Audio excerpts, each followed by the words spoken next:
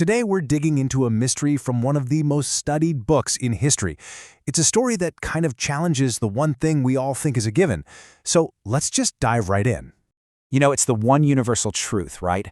It's the final chapter for every single person who's ever lived, from kings and pharaohs to you and me. No matter how you live your life, it always wraps up with an ending. But what if, just what if, buried in those very same ancient texts, there are a couple of stories about people who just skipped that final chapter altogether? Well, that's the exact mystery we're looking into today. Okay, so our investigation is going to start with our first case file. It's about a man whose story is as short as it is, well, baffling. We're calling him the man who vanished. This right here, this is our primary evidence, straight out of the book of Genesis. Notice it doesn't say anything about sickness or old age. It's really just a statement of absence. 1 minute he was there, walking with God, and the next, he was just gone. So who is this guy, Enoch? Well, the text gives us a few clues. He came from a pretty legendary lineage. He was the father of Methuselah, the guy who supposedly lived longer than anyone. And at 365 years old, which was actually kind of young for that time, his story, it just stops.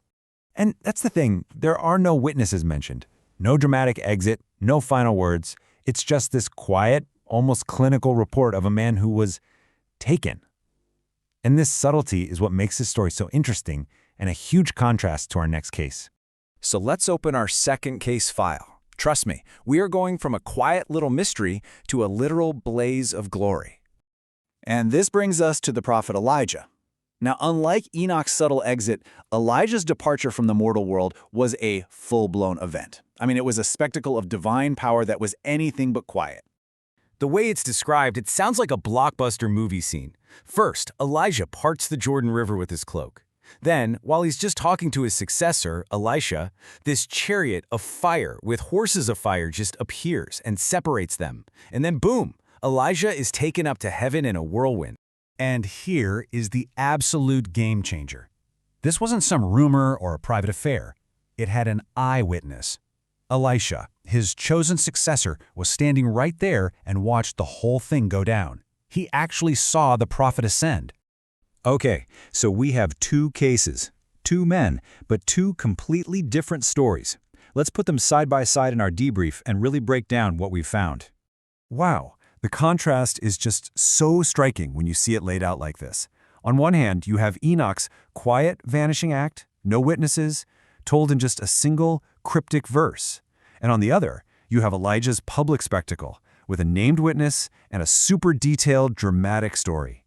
Two men who somehow cheated death, but in totally opposite ways. All right, so we started with a pretty simple question. Now that we've reviewed the evidence from these two pretty extraordinary case files, I think we're ready to deliver the verdict. So who was the man in the Bible who never died? Well, turns out the answer isn't a single person. It's a number, and that number is 2. According to the scripture, 2 individuals were taken directly to heaven without ever actually experiencing death. So this reframes the whole mystery, doesn't it? The original question, which you hear all the time, is actually based on a flawed idea, that there was only one. The scriptures actually give us a pair, the quiet vanishing of Enoch and the fiery ascent of Elijah. And that really leaves us with a final thought to chew on. In a world where death is pretty much the only certainty, these stories of exception are they're incredibly powerful. So maybe the real question isn't just who these men were, but why their stories still grab us thousands of years later. What does our fascination with them really say about our own hopes and fears about that final frontier?